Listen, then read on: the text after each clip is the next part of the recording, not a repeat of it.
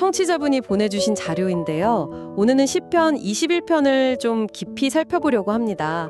차무경 목사님의 설교문 일부를 바탕으로요. 핵심 질문은 이거 같아요. 우리가 살면서 승리나 성공이라고 부르는 것들 있잖아요. 이게 도대체 어디서 오고 또 궁극적으로는 무엇을 위한 걸까? 오늘은 다윗 왕의 시를 통해서 성공과 영광에 대한 그의 생각을 한번 따라가 보겠습니다. 네, 이게 그냥 단순히 옛날 승리만 노래하는 게 아니고요. 시편을 보면 과거 승리에 대한 감사가 있고 또 미래의 승리에 대한 어떤 확신, 그리고 이 모든 것의 근원이신 하나님을 향한 찬양으로 이렇게 자연스럽게 흘러가거든요. 1절부터 7절까지가 이제 과거 회상과 감사, 8절부터 12절은 미래에 대한 기대, 그리고 마지막 13절은 찬양. 네, 이런 구조죠. 아마 흥미로우실 겁니다. 네, 시작부터가 아주 뭐랄까 인상적이에요. 1절에서 다윗이 자기 기쁨이 내 힘 때문이 아니고 주의 힘, 주의 구원 때문이라고 딱 잘라 말하잖아요. 보통 성공하면 야, 내가 진짜 잘했다 이렇게 생각하기 쉬운데 왕이라는 사람이 이렇게 시작하는 게 참 당시에도 그렇고 지금 봐도 좀 남다르게 느껴져요. 맞아요. 정확히 보셨습니다. 여기서 구원이라는 말도요, 그냥 영적인 구원만을 뜻하는 게 아니라 훨씬 넓은 의미예요. 그러니까 뭐 해방이나 실제 전쟁에서의 승리, 어려움에서의 구출 같은 삶의 전반적인 영역에서 하나님이 도와주셨다는 걸 다 포함하는 거죠. 다윗은 자기가 누리는 이 모든 좋은 일들, 모든 성공이 자기 능력이 아니라 하나님의 손길 안에 있다는 걸 분명히 하고 있는 겁니다. 아, 그렇군요. 하나님 나라를 바로 세우는 것 같은 공적인 목표, 그러니까 하나님의 뜻하고 통하는 그런 소원이었을 가능성이 크죠. 3절에 주의 아름다운 복으로 그를 영접하시고 이 부분도 좀 생각해 볼 만한 것 같아요. 하나님이 미리 앞서가셔서 다 준비해 놓으신다는 그런 느낌인데요. 이게 자칫하면 그럼 뭐 나는 가만히 있어도 되나? 개인의 노력이나 책임은 좀 덜 중요하게 생각될 수도 있지 않을까요? 아, 네. 좋은 질문이신데요. 이게 개인의 노력이 전혀 필요 없다는 뜻이라기보다는요. 우리가 아무리 애쓰고 준비해도 결국 그 결과, 그 복은 하나님한테서 온다는 어떤 신앙 고백에 더 가깝다고 봐야 할 것 같아요. 마치 그 여호수아가 여리고성 전투 전에 여호와의 군대 대장을 만났던 것처럼요. 하나님이 이미 승리를 다 예비해 놓으셨다는 그런 믿음의 표현인 거죠. 그렇군요. 믿음의 표현. 네. 그리고 4절에서 다윗이 생명을 구했다고 하는데 이것도 그냥 오래 살게 해달라는 것 이상이었을 거예요. 하나님의 일을 감당하기 위한 생명, 그런 의미였을 텐데 하나님은 영원한 장수로 응답하시거든요. 이건 단순히 다윗 개인의 수명 연장을 넘어서서 다윗 왕조가 쭉 이어질 거라는 약속, 더 나아가서는 사무엘하 7장이나 누가복음 1장에 나오는 그 메시아 약속 있잖아요. 예수님을 통해 이루어질 그 약속까지 연결되는 아주 깊은 의미가 담겨 있는 거죠. 와, 정말 깊네요. 네. 그리고 5절에 나오는 다윗의 영광, 존귀, 위엄, 이런 것도 다 자기가 얻은 게 아니라 하나님이 입혀주셨다고 명확하게 밝히고 있고요. 결국 이 모든 과거의 승리와 영광, 그 근본적인 비결은 7절에 딱 요약되어 있는 거네요.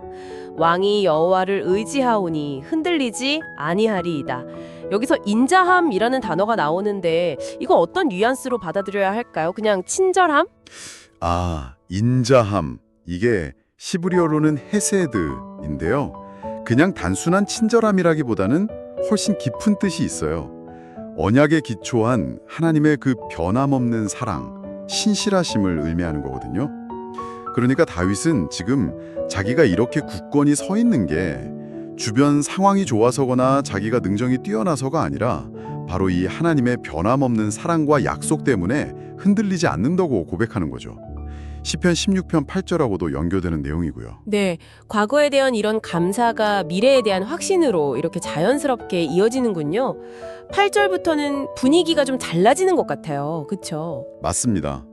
8절부터는 이제 시선이 미래를 향해요. 하나님께서 앞으로도 계속해서 이 대적들을 물리쳐 주시고 승리를 주실 거다, 이런 담대한 기대를 노래하죠. 왕의 손, 왕의 오른손, 이런 표현이 나오는데 8절, 이게 다윗의 군사력을 말하는 게 아니라 하나님의 능력, 하나님이 직접 개입하시는 그 구원의 손길을 상징하는 겁니다. 근데요, 원수들을 풀무불 같게 하고 불로 살라버린다는 구절 표현은 오늘 우리가 듣기에는 좀 거칠거나 잔인하게 느껴질 수도 있을 것 같아요. 이 이미지가 당시 맥락에서 진짜 전달하려고 했던 핵심은 뭐였을까요? 정화의 이미지, 그리고 하나님의 거룩한 공의를 보여주는 상징적인 언어로 봐야 합니다. 그러니까 악이 완전히 소멸되고 심판받을 거라는 걸 아주 강하게 보여주는 거죠. 악한 사람들의 교묘한 계획이나 음모 같은 것들은 결국 다 실패할 수밖에 없고 10절, 11절 그들에게는 미래가 없다는 걸 선언하는 거예요. 아, 완전한 소멸과 심판. 네, 성경 역사를 봐도 그렇잖아요. 모세를 대적했던 이집트의 바로 왕이라든지 유대인들을 다 죽이려 했던 페르시아의 하만, 또 이스라엘을 침략했던 바빌론의 느부갓네살 왕, 결국 다 하나님의 공의 앞에서 무너졌죠. 12절 말씀처럼 하나님의 심판은 정말 누구도 피할 수 없다, 이런 메시지를 강력하게 전달하는 겁니다. 그러고 보니 시편 20편은 여호와여 왕을 구원하소서 이렇게 백성들의 기도로 끝났는데 오늘 본 시편 21편은 마지막 13절에서 여호와여 주의 능력으로 높임을 받으소서 우리가 주의 권능을 노래하고 찬송하게 하소서 이렇게 찬양으로 끝내네요. 승리의 경험이 결국 이 찬양으로 모아지는 거군요. 바로 그 점입니다. 그게 핵심이에요. 승리나 성공을 경험하고 나면 사람은 본능적으로 자기를 높이기 쉽잖아요. 그런데 다윗은 그 모든 영광의 최종 목적지가 바로 하나님을 향한 찬양이라는 걸 너무나 분명히 하고 있어요.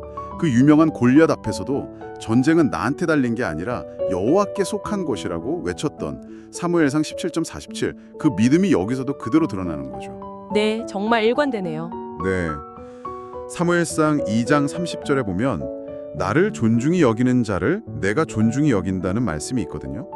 하나님은 다윗을 정말 높여주셨지만 다윗은 그 높아짐마저도 다시 온전히 하나님의 영광으로 돌려드리는 그런 정말 성숙한 모습을 보여주는 거죠. 오늘 시편 21편을 쭉 따라와 보니까 우리가 얻는 성공이나 축복 이런 것들을 바라보는 관점 자체에 대해서 좀 생각해 보게 되는 것 같습니다. 맞습니다. 이 시편이 우리한테 질문을 던지는 것 같아요. 당신이 가진 재능, 당신에게 주어진 기회, 당신이 이룬 성취, 이것들이 다 당신 자신을 높이는 데 쓰이고 있느냐? 아니면 그걸 통해서 하나님의 선하심과 능력을 드러내는 통로가 되고 있느냐? 다윗처럼.